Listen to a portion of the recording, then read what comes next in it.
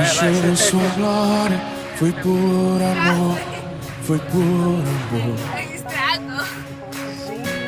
E o seu sangue derramou de grande amor.